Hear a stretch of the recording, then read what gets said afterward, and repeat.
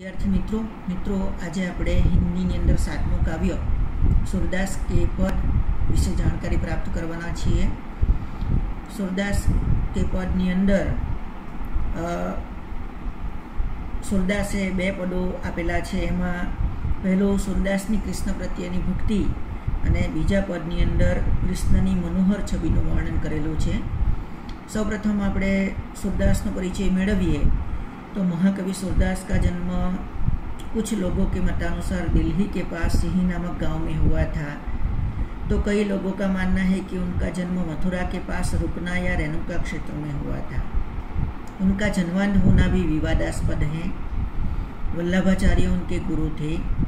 उनकी प्रेरणा से ही वे श्रीनाथ मंदिर में कृष्ण लीलाओं से संबंधित पदों की रचना करते थे।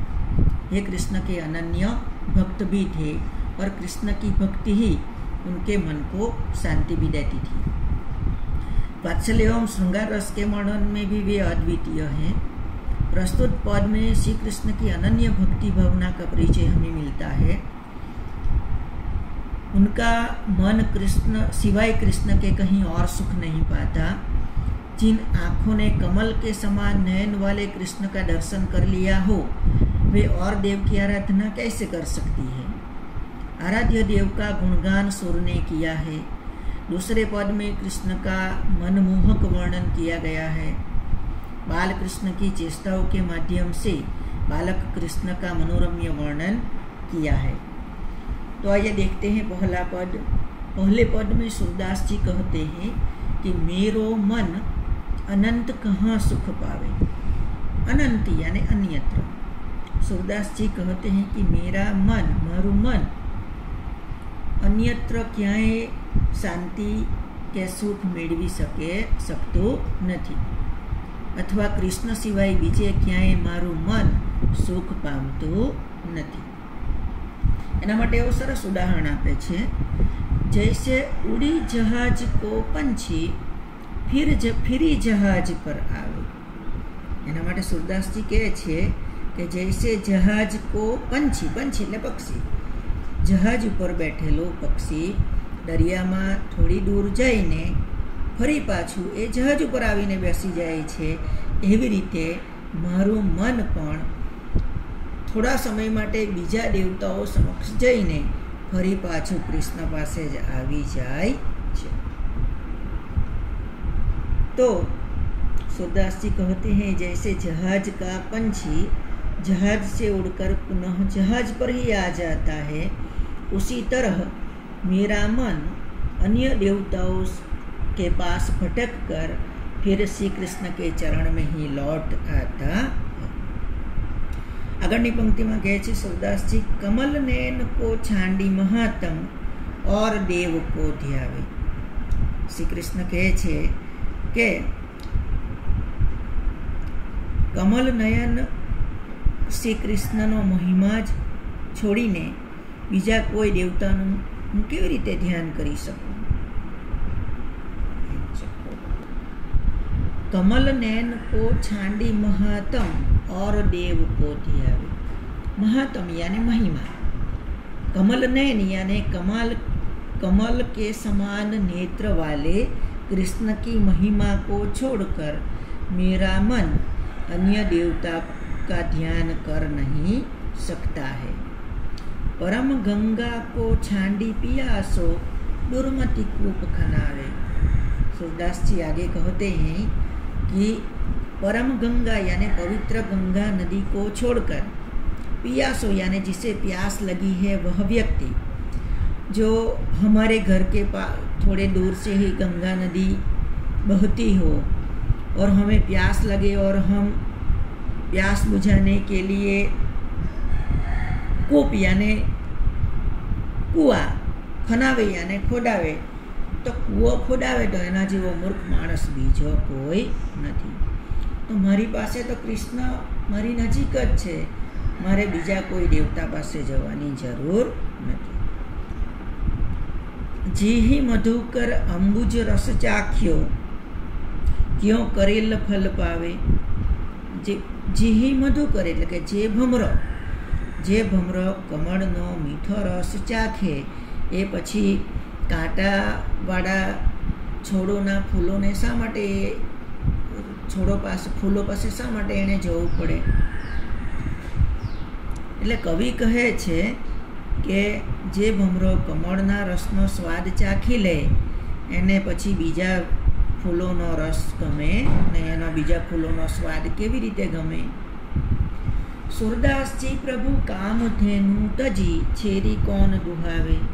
સુરદાસજી આગળ કહે છે કે મારા પ્રભુ તો કોના જેવા છે? કામધેનુ ગાય જેવા છે. કામધેનુ ગાય એટલે કઈ ગાય? તો કે બધી ઈચ્છા પૂરી કરનારી ગાય, કે જે ગાયની પાસે તમે જે ઈચ્છા વ્યક્ત કરો તે વસ્તુ ત્યાં હાજર થાય. તો સુરદાસની પાસે તો કૃષ્ણરૂપી કામધેનુ ગાય છે, જે બધી જ એની ઈચ્છાઓ પૂરી કરે છે. તો કામધેનુ જો ગાય આપણી પાસે હોય તો પછી આપણે બકરીને દોવા માટે જવાની શી જરૂર છે? મિત્રો, ખ્યાલ આવે છે તમને કે કૃષ્ણની ભક્તિનું વર્ણન, કૃષ્ણની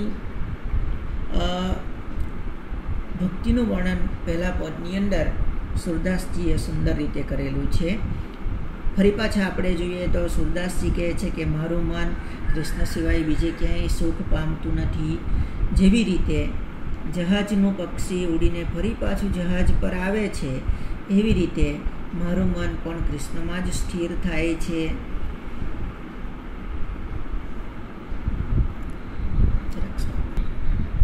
કમળના નેત્રો સમાન કૃષ્ણને છોડીને એમનું મન બીજા કોઈ ભગવાનનું ધ્યાન કરતું નથી. શ્રી કૃષ્ણ એમની માટે ગંગા નદી સમાન પવિત્ર છે. જે ભમ્ર સરસ કમળનો રસ ચાખે તો બીજા રસની પછી એને પડી નથી, બીજો રસ એને કેવી રીતે ગમી શકે? અને કૃષ્ણ તો સુરદાસજી માટે કામધેનુ સમાન છે, તો પછી બકરી દોવાની એમને જરૂર નથી. બીજા પદની અંદર આપણે જોઈએ મિત્રો, આ પહેલા પદની અંદર એક બે પ્રશ્નો આપણે જોઈએ તો જહાજ કા પંછી जहाज से उड़कर फिर कहाँ आता है? तो जहाज का पंछी जहाज से उड़कर फिर जहाज पर ही आता. सूरदास के मधुकर को करील फल क्यों नहीं भाता? सूरदास के मधुकर को करील फल नहीं भाता क्योंकि उसने कृष्ण भक्ति के अंबुज रस को चख लिया है. कृष्ण भक्ति रूपी કમળનો રસ એમણે ચાખી લીધો છે, માટે એમને કરેલ ફલ નહીં ભાતા. બીજું પદ આપણે જોઈએ. શોભિત કર નવનીત લીએ ઘુટુરની ચલન રેનું તન મંડિત મુખ દધી લેપ કિએ. યાને શોભિત કર નવનીત લીએ, શોભિત યાને શોભી રહ્યા છે, કર યાને હાથ, નવનીત યાને માખણ, કે હાથમાં માખણ લીધેલા કૃષ્ણ ખૂબ જ સુંદર દેખાઈ રહ્યા છે. ઘૂંટુરુની ચલીન, ઘૂંટુરુની યાને કે ઘૂંટણથી ચાલે છે. રેનું તન મંડિત યાને એમણે પોતાના માથા ઉપર રેનું યાને રેતી નાખેલી છે. મુખ દધી લેપ કીએ, એમણે મોઢા ઉપર દધી યાને કે દહીંનો લેપ કરેલો છે. ચારુ કપોલ યાને એના સુંદર સુંદર મુલાયમ એવા ગાલ છે. લોલ લોચન યાને કે એની આંખો ચંચળ છે. ગોરોચન તિલક કીએ, એમણે માથા ઉપર ગોરોચનનું તિલક લગાવેલું છે. મિત્રો, ખ્યાલ આવે છે તમને? શોભિત કર નવનીત લીએ યાને કે હાથમાં માખણ લગાવેલા કૃષ્ણ અથવા હાથમાં માખણ લીધેલા કૃષ્ણ કેવા સુંદર દેખાઈ રહ્યા છે. એઓ ઘૂંટણથી ચાલી રહ્યા છે, માથા ઉપર રેતી લગાવેલી છે, મોઢા ઉપર એમણે દહીં લગાવ્યું છે. ચારુ કપોલિયાને સરસ એવા એના મુલાયમ એવા ગાલ છે. લોલ લોચન યાને કે ચંચળ નયનો છે, ગોરોચન તિલક દિએ, એમણે મસ્તક ઉપર માથા ઉપર ગોરોચનનું તિલક લગાવેલું છે. લટ લટકની મનુમત મધુપગન માદક મધુહી પીએ. લટ લટકની યાને કે મસ્તકની બંને બાજુની લટો ઝૂલી રહી છે, મસ્તક ઉપર બંને બાજુ વાળની લટો ઝૂલી રહી છે. તેઓ મસ્ત મધ પીને મસ્ત થયેલા ભમરા સમાન દેખાય છે. મનુમત મધુપગન, મધુપ યાને ભમરો કે રસ પીને તૃપ્ત થયેલો ભમરો જેવો દેખાય એવા કૃષ્ણ દેખાઈ રહ્યા છે. કઠુલા કઠ યાને કે ગળામાં ચાંદીની ચોકીઓ એમણે પહેરેલી છે. વ્રજ કેહરી નખ યાને કે વાઘનખ અને રજત રુચિ રહીએ યાને કે ગળામાં સરસ એવી માળા એમણે પહેરેલી છે. કઠુલા કંઠ યાને કે એમણે ગળામાં ચાંદીની ચોકીઓ પહેરેલી છે.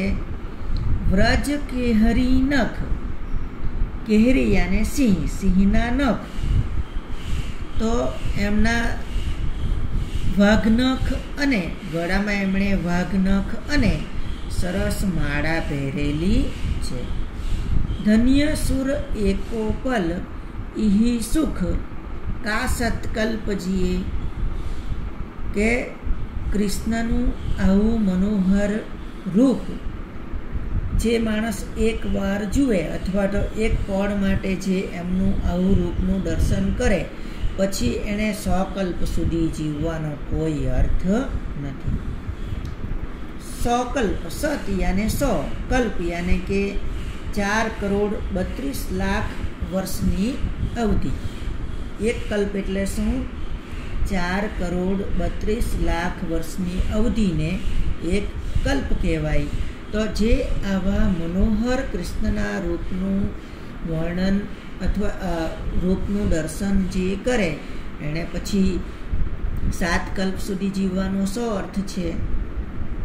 મિત્રો ખ્યાલ આવે છે તમને બીજા પદની અંદર કે બીજા પદની અંદર કૃષ્ણની શોભાનું સુંદર વર્ણન કરેલું છે. એની અંદર આપણે પ્રશ્નો જોઈએ તો બાલકૃષ્ણ કે મુખ પર કિસકા લેપ લગા હુआ है, તો મિત્રો આપણે જોઈએ તો શ્રી કૃષ્ણના મુખ ઉપર